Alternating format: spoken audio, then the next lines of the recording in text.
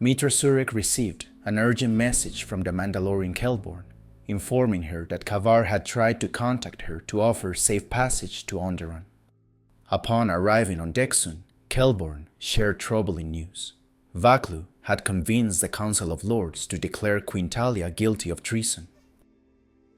Onderon's civil war erupted when Vaklu, backed by part of the Onderonian military and his Sith allies, declared Queen Talia a traitor through a decree from the Council of Lords, which had fallen under his influence. Vaklu had meticulously prepared his coup, using radical sympathizers to create riots across his seas, distracting Talia's loyalist forces. The conflict divided families, friends, and comrades, staining the ancient walled city's streets with blood. Mitra's arrival on Onderon did not go unnoticed by the Sith, who warned Vaklu of the threat she posed. The royal palace had become a battlefield, while Vaklu personally dueled Talia. When Meetra reached the throne room, she found Talia besting her cousin in combat. Desperate and facing imminent defeat, Vaklu ordered his men to fire on the queen. Meetra intervened just in time, defeating the remaining soldiers and capturing Vaklu. With Vaklu defeated and in custody, the civil war came to an end. Though Talia initially wanted to execute her cousin on the spot, Surik pointed out that making him a martyr would only fuel the flames of sedition. Vaklu was arrested and later executed by firing squad after a formal trial that prevented his martyrdom.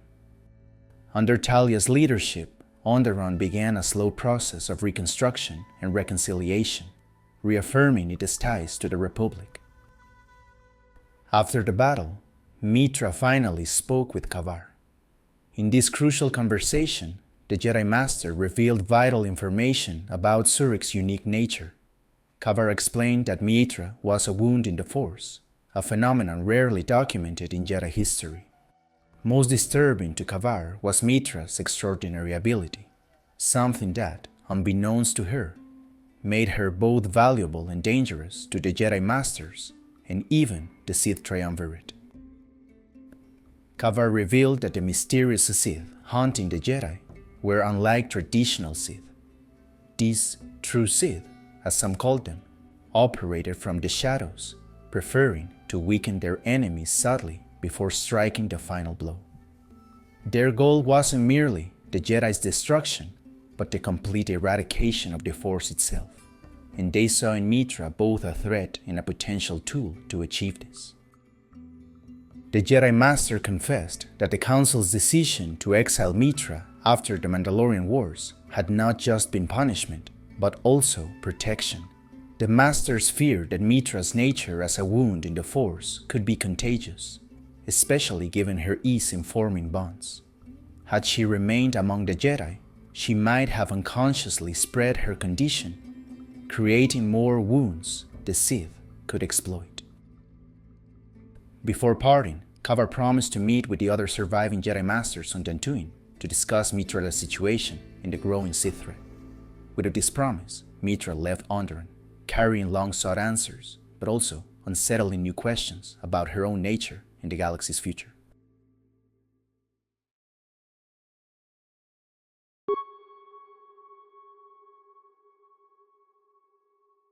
When the Ebon Hawk set course for Korriban, Traya warned Mitra that she would have to face this journey alone.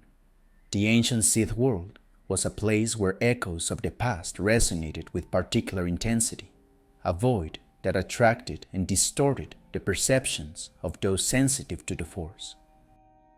For Traya, whose connection to the Force had been reshaped by experiences she refused to fully share, Korriban represented too great a risk. Her own ghosts might manifest there, interfering with the lessons Mitra needed to learn firsthand. Moreover, Traya sensed an ancient powerful presence on that world, an entity that might recognize her and complicate her true mission. As they descended onto Korriban's reddish surface, Mitra gazed upon the desolate landscape of ruins that had once been the heart of the Sith Empire. The Sith Civil War following Darth Malak's fall had devastated what remained of the Sith hierarchy. After Malak's death, lesser Sith Lords had engaged in a bloody power struggle, fracturing the last vestiges of order. The Sith Academy, where Revan himself had once walked during his fall to the dark side, now lay in ruins, its halls infested with wild beasts instead of ambitious apprentices. Many Sith had fled into the unknown regions, others had scattered across the galaxy, hiding in shadows, while a few remained on Korriban, fighting territorial battles until barely any survived. As she advanced through the Valley of the Dark Lords, Mitra felt the oppressive presence of the dark side, like an invisible mist clinging to her skin. The colossal crumbling statues, silent witnesses to an era of terror, seemed to watch her with non-existent eyes. Through their bond, Traya provided telepathic guidance, directing her among the ancient tombs toward the abandoned academy. Something, or someone, awaited inside. The academy's corridors presented a stark contrast to the images Mitra had heard of from Revan's time. Where classrooms had once been filled with competitive apprentices, only rubble and silence remained. The training chambers, witnesses to countless duels for supremacy, now served as dens for Korriban's beasts, which had reclaimed the territory. Deep within the academy, Mitra made a disturbing discovery: the lifeless body of Jedi Master Lona Vash, the last of the missing masters she sought. The killer's energy signature lingered fresh in the air, a terrible presence that soon manifested. As if answering her thoughts, an emaciated figure emerged from the shadows, Darth Sion, the Lord of Pain. The Sith Lord revealed he knew Traya, referring to her as his master. During their exchange, his words carried a warning. Traya would destroy Mitra as she had destroyed him. The ensuing battle revealed Sion's terrifying nature. Every mortal blow Mitra struck proved insufficient. The Sith Lord kept reassembling himself, his pain fueling his power. Through their mental bond, Traya intervened, warning Mitra that Sion couldn't be defeated while on Korriban, a world that amplified his dark side connection. The battle would have to wait for another time and place. With this revelation, Mitra and her companions retreated, pursued by Sion's unsettling declaration that he knew Traya protected her. Seeking an alternate escape route, Mitra explored a cavern near the academy, discovering within it the hidden tomb of ancient Sith Lord Ludo Kresh. Upon entering the burial chamber, the atmosphere shifted abruptly. The force swirled around her, plunging her into visions that defied the boundaries of reality and memory.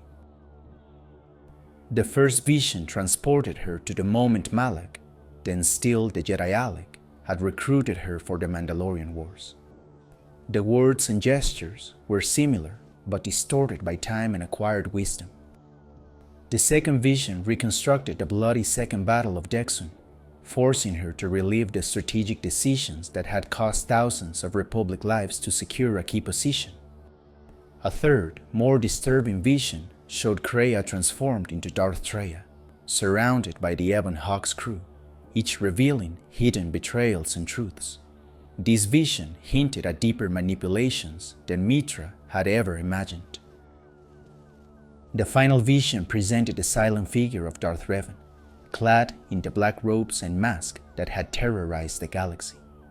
Mitra asked if this had been his refuge all along, if the answers she sought were hidden in these ancient ruins. The spectral Revan did not answer, merely drawing his crimson lightsaber in silent challenge, one Mitra was forced to accept. Overcoming this final trial, the visions dissipated.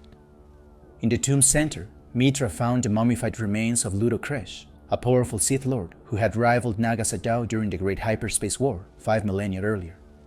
Kresh, a traditionalist who had opposed Sadow's expansionist vision for the Sith Empire, had been betrayed and presumed killed, only to reappear during the Republic's invasion.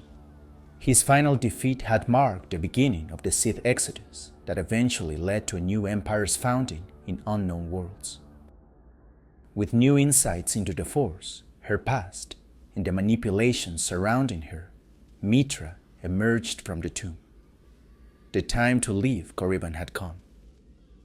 The revelations from Ludocresh's tomb had shaken her understanding of the events that defined her, her decision to follow Revan to war, the horror of Dexun, and the catastrophe of Malachor V that had torn her connection to the Force. Everything took on new meaning under the shadow of a galaxy in crisis.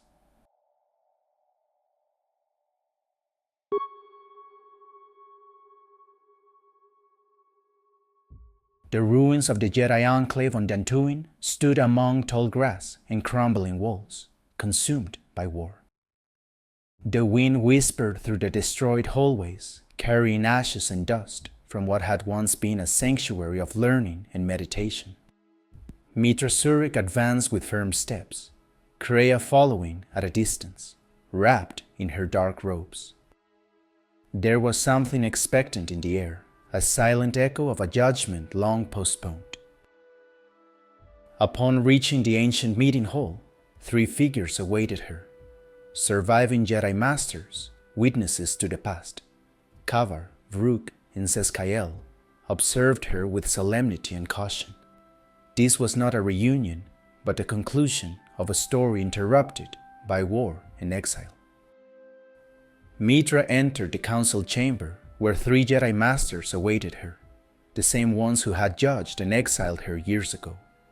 Their faces showed a mix of wariness and resignation, as if this encounter was inevitable, yet unwanted.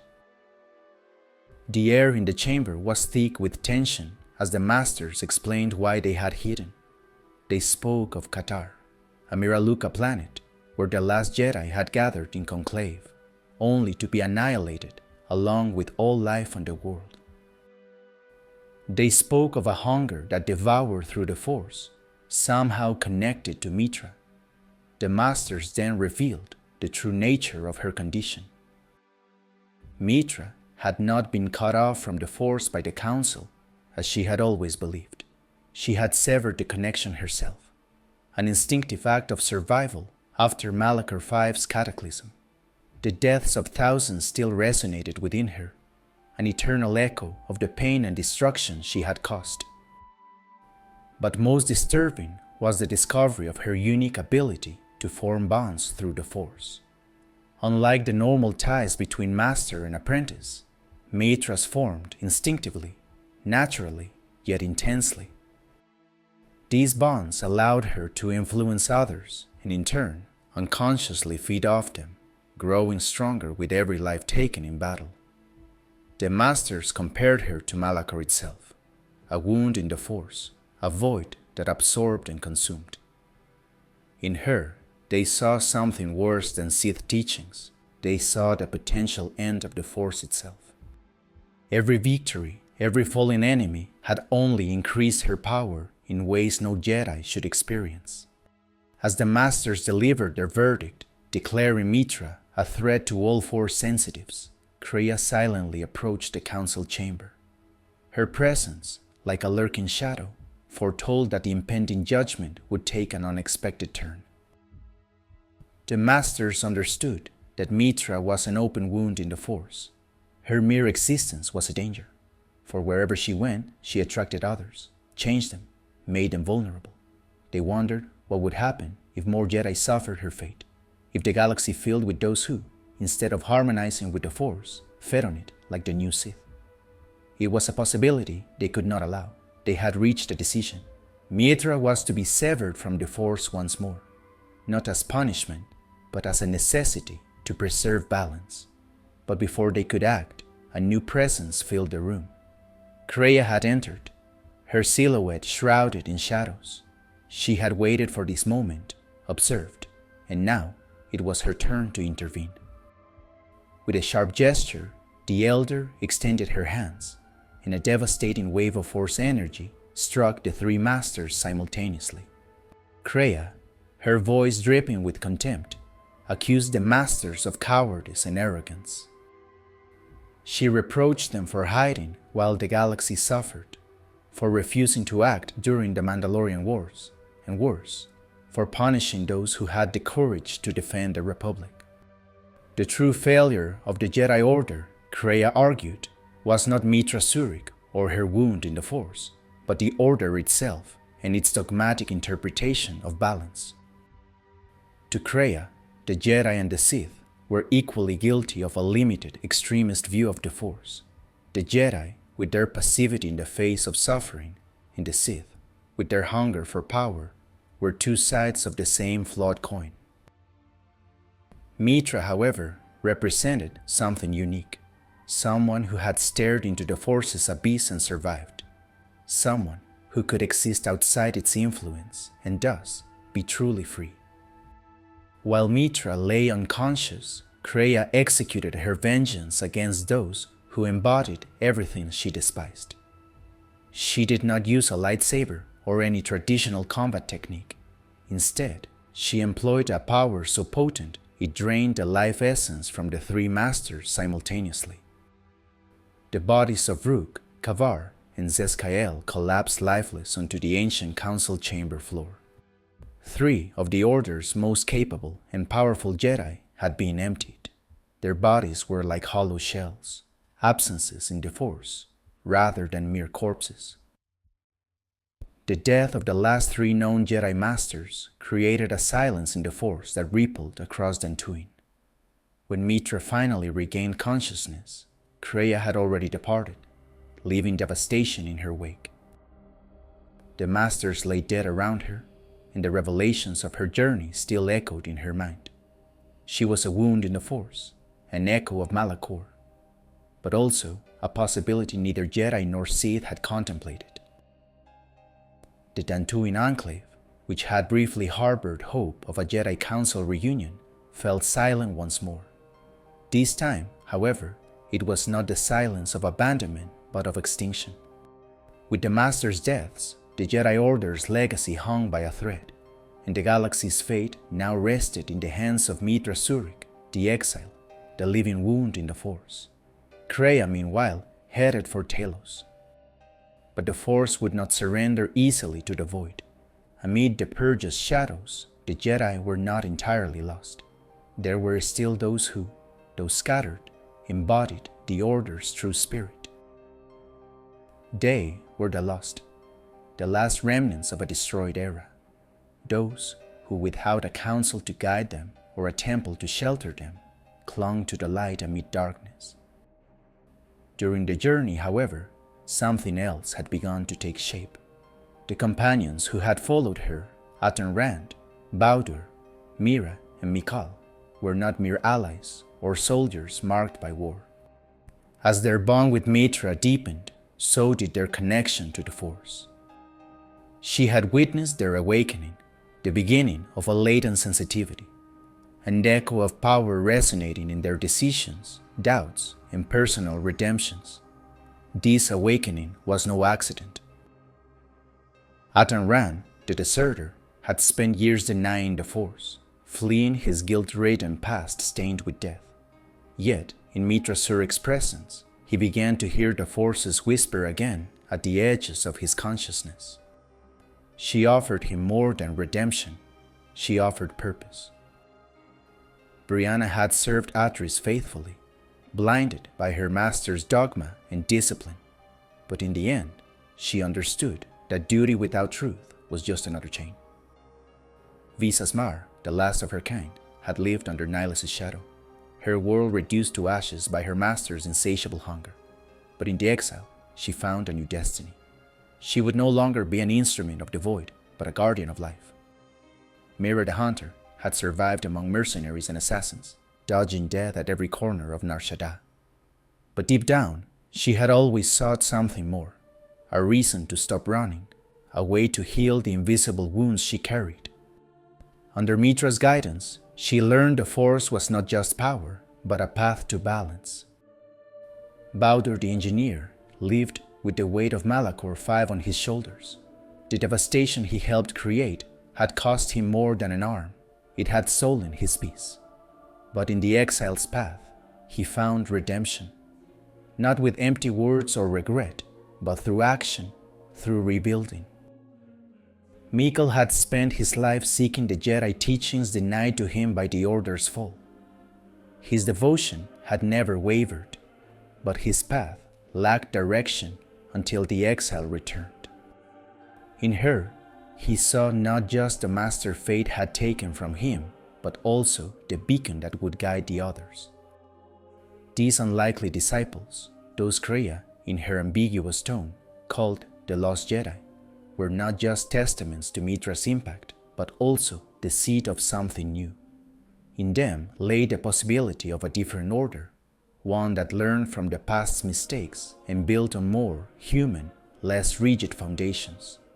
An order born not from dogma, but lived experience. In their hands rested not just the Order's reconstruction, but the rebirth of hope.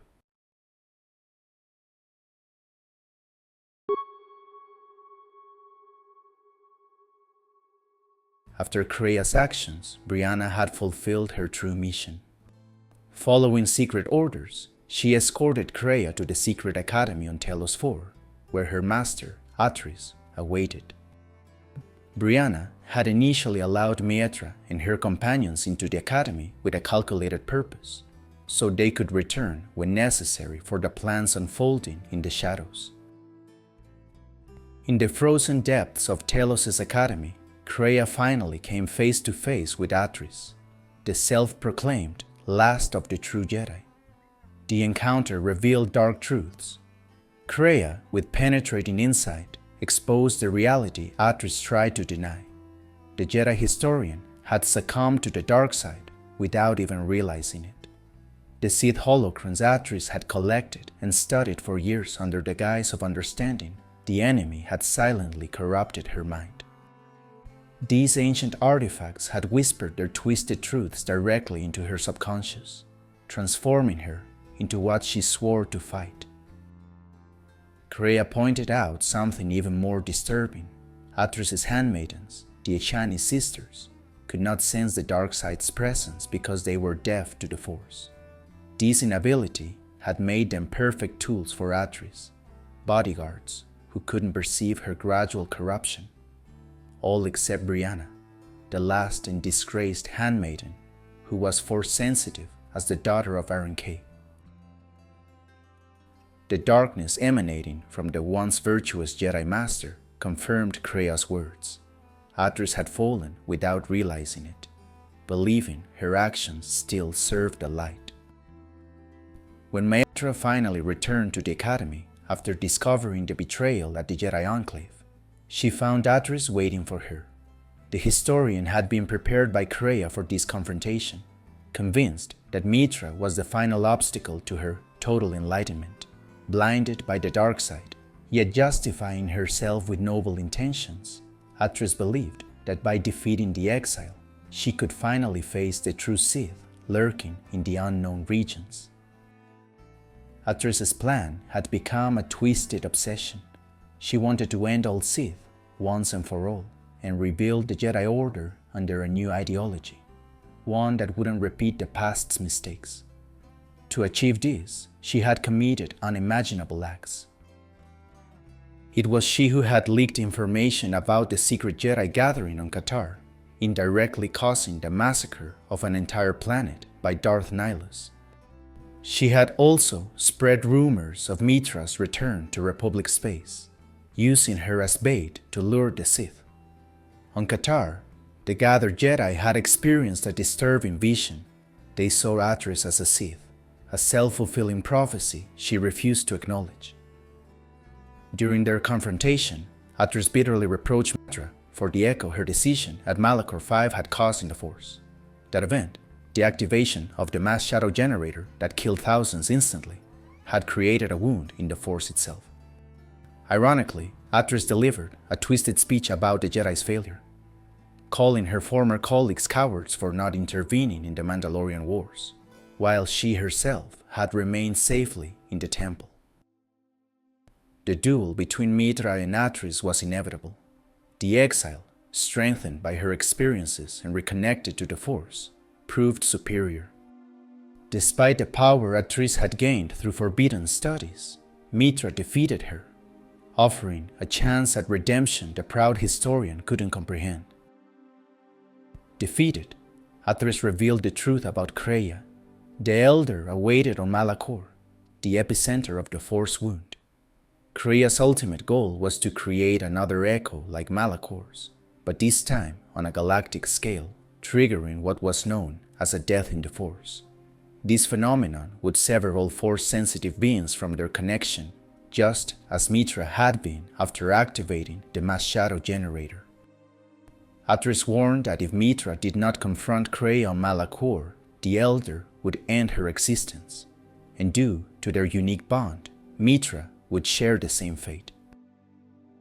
In Krea's vision, Mitra represented the solution, a being who had lived without the Force and could show the way to a future where the galaxy was free from its influence. What Krea sought was a definitive death in the Force, the silencing of its eternal song, which she saw as a form of cosmic slavery. With these truths revealed, Mitra now had to face her destiny in the ruins of Malachor V, where everything had begun for her, and where everything might end for the entire galaxy. Atris's Academy, which had briefly harbored hope for a new beginning for the Jedi Order, was once again plunged into silence and death. The echo of that loss resonated across the galaxy as another confrontation loomed on Telos IV, one that would decide the fate of countless lives.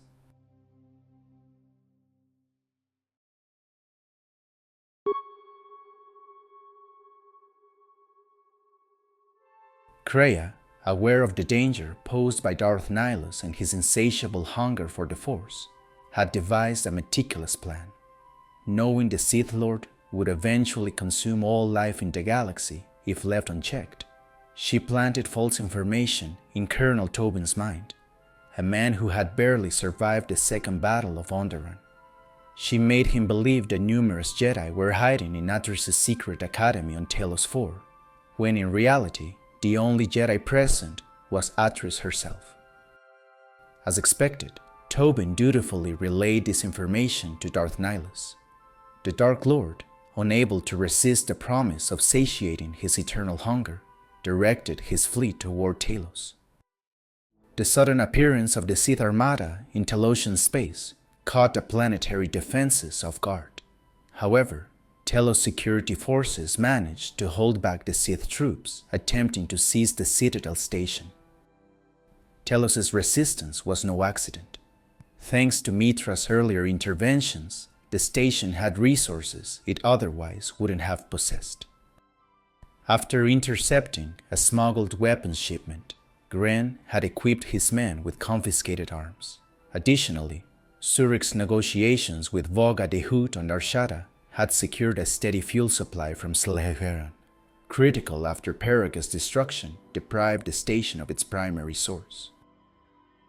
The first reinforcements arrived from worlds that also owed their stability to Zurich's actions, Dantooine and Onderon. Soon after, Mitra Zurich herself arrived aboard the Ebon Hawk, accompanied by Mandalore and his clans. With Zurich's arrival, the tide began to turn. Her Force abilities, tempered by years of exile and renewed, proved decisive in clearing the Sith troops infesting the station. The situation changed dramatically when a formidable Republic fleet under Admiral Carthonasi arrived. Yet even this combined force was too distant to significantly damage the Sith flagship, the Ravager. A more direct and daring approach was needed. Mandalore temporarily broke away to rally his Mandalorian forces. He had personal reasons for joining this battle, to restore his people's former glory and remind the galaxy of their valor during the Battle of Malachor V. His plan was audacious, but necessary. Mitra, realizing the only way to stop the assault was to eliminate its leader, prepared an infiltration mission to the Ravager with her team, including Mandalore and his warriors. Using a small orbital shuttle, the crew boarded the massive Sith vessel. Once aboard, the true challenge began. The Ravager's corridors were infested with Sith troops and creatures corrupted by darkness. The plan was to plant 4 proton charges at strategic points on the ship before confronting Nihilus on the breach.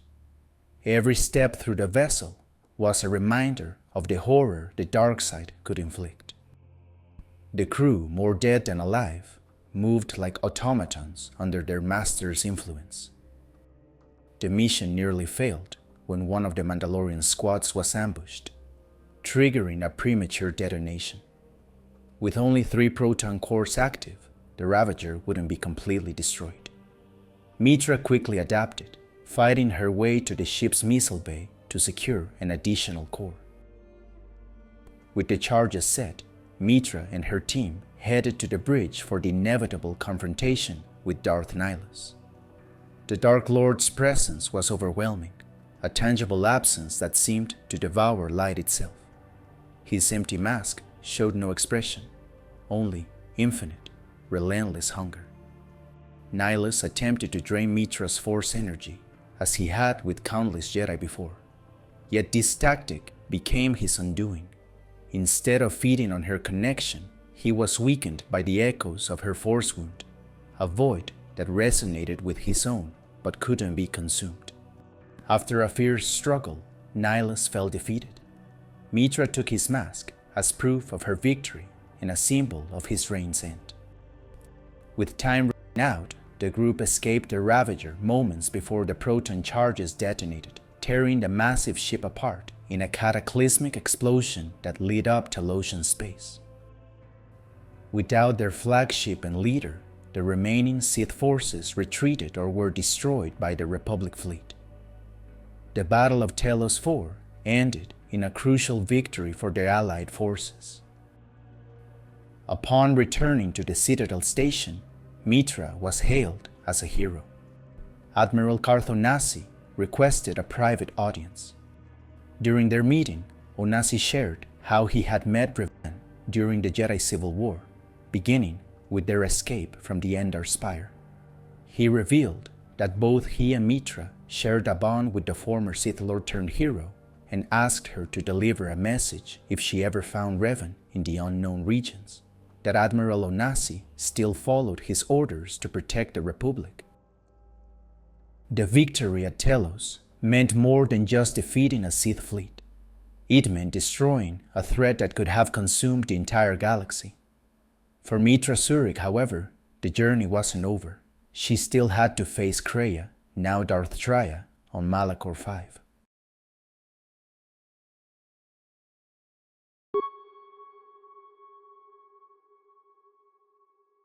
As the Ebon Hawk approached Malachor, Mitra Surik gazed upon the world she had destroyed a decade earlier. The planet's surface was an apocalyptic landscape, torn by electrical storms and fractured by deep canyons exposing its greenish core.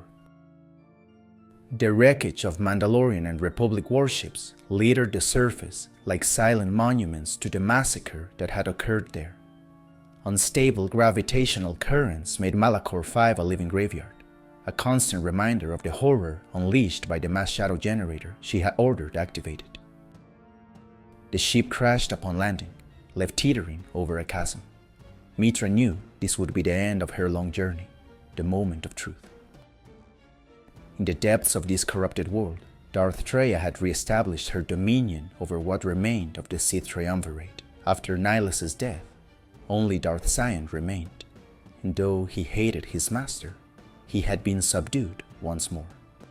Together, they awaited the exile's arrival at the Trayos Academy, an ancient Sith temple carved into the planet's bedrock where the dark side's secrets had been preserved since time immemorial. Mitra began her descent, facing trials that would test even the most seasoned Jedi. The terrain itself seemed to conspire against her. Worse were the echoes in the Force reverberating across Malachor V. Meanwhile, Baudur, aware of Malachor's horror, had programmed his remote droid to reactivate the mass shadow generator and destroy the planet for good. The small droid quietly began its mission, scavenging components from Republic wreckage to power the device. However, Goto, with his pragmatic vision for galactic stability, detected this plan and moved to intercept the remote, convinced Malachor V was a linchpin for the future he envisioned. It was HK-47 who confronted Goto, to stop him from interfering with Bowdor's remote. The clash between the two intelligent droids was brief but devastating, resulting in Goto's destruction and allowing the plan to proceed unhindered. While these events unfolded on the surface, Mitra finally reached the Trios Academy's entrance. The ancient complex, built of black stone and corroded metal, loomed as a dark side stronghold. Its halls resonated with echoes of the past, and in its chambers waited the last followers of the Sith Triumvirate. After fighting through hordes of Sith, Mitra came face to face with Darth Sion. The Lord of Pain was a terrifying sight, his shattered body held together only by the dark side and his unyielding hatred. The duel that followed was grueling. Each time Mitra defeated Sion, he reassembled himself through his dark side mastery. Yet, with each encounter, Mitra penetrated deeper into the Lord of Pain's fractured psyche. She spoke of the endless suffering his existence represented, how Traya had used him, and the peace he might find in death. Finally, Sion was defeated, but not before warning Mitra of Traya's true intentions. With the path clear, Mitra entered the heart of the Trios core. There, on a circular platform suspended over an abyss of pure energy, waited Darth Traya. The Elder, now fully immersed in the dark side, greeted her former student with pride and sorrow. This reunion held no surprise, only the inevitable culmination of a meticulously woven plan. Traya revealed her true motive. She sought not power, conquest, or even revenge. What Darth Traya truly desired was the destruction of the Force itself. She hated it for manipulating destinies, for its mysterious influence over all life, for using Jedi and Sith as pawns in a cosmic game. And Mitra Surik, the exile, was the perfect instrument for this end. Throughout their journey, Traya had manipulated Mitra at every turn. She had led her to the surviving Jedi Masters not to reunite the Council, but to expose them to Mitra's Force wound and destroy them. She had orchestrated events on Onderon to destabilize the Republic. She had used Mitra's companions, forging bonds between them and the exile that made them her followers, the foundation of a new Jedi Order that would not be enslaved by the Force, but its equal. Accepting that only one of them would survive this encounter, Mitra and Traya began their final duel. The Elder Sith unleashed astonishing power, wielding the Force to control 3 purple lightsabers that danced around her. Despite losing her remaining hand early in the fight, Traya demonstrated why she had once been a formidable Jedi Master. The 3 sabers attacked from impossible angles, turning the air into a lethal storm of light. Yet Mitra had grown immensely in power since her exile. With precision and resolve, she destroyed the floating sabers one by one, breaking through her former master's defenses. Traya, mortally wounded, fell to her knees, but even in defeat, she retained her dignity and purpose. In her final moments, Traya gazed through the Force into the future, offering Mitra visions of her companions' fates. For the Mandalorians, she foresaw a prolonged twilight, a decline spanning millennia. Their armor and code would endure, but the warrior spirit defining them would fade until only a hollow shell remained, a memory of past glory, culminating in a final bearer easily defeated by the Jedi. Atan Rand, ever the fool, would be protected by the Force's whims, which seemed to favor those whose hearts retained innocence. Brianna would leave combat behind, becoming a historian like Atris, preserving the paradoxical tale of a Jedi who renounced the Force yet grew stronger for it. Mikal would reluctantly take a seat on the new Jedi Council, forever carrying the lesson of how an exile had shown him the Force's true meaning. Mira would abandon hunting to embrace the life she'd never had, though her existence would end on a forgotten planet, saving others by choice, without regrets. Visas would return to her devastated world, and for the first time, see with true vision what she had always been meant to behold, her encounter with Mitra echoing through decades. The planets, too, had their destinies. Dantooine would flourish again under the Republic. Korriban would remain an eternal, whispering tomb of Dark Lords. Nar Shaddaa would develop a heart where only despair had been. Onderon would prosper under Talia's rule, yet gradually lose its cultural identity. And Telos would be reborn under Ithorian care, its scars of devastation forgotten as it became a new home for starfarers. These visions, given as a final gift to her most prized student, were no mere predictions but acknowledgments of how a single life, Mitra Surik's, had altered the galaxy's fate. With her last breath, Traya confessed her love for Mitra, not as a Sith loves power, but as a master loves her brightest pupil. She saw in Mitra the essence of what a true Jedi should be, and found peace knowing the galaxy's future lay in her hands. With these words, Kreia, once Darth Traya, ceased to exist, finally embracing the Force she had so despised. On the surface, Bowder's remote completed its mission.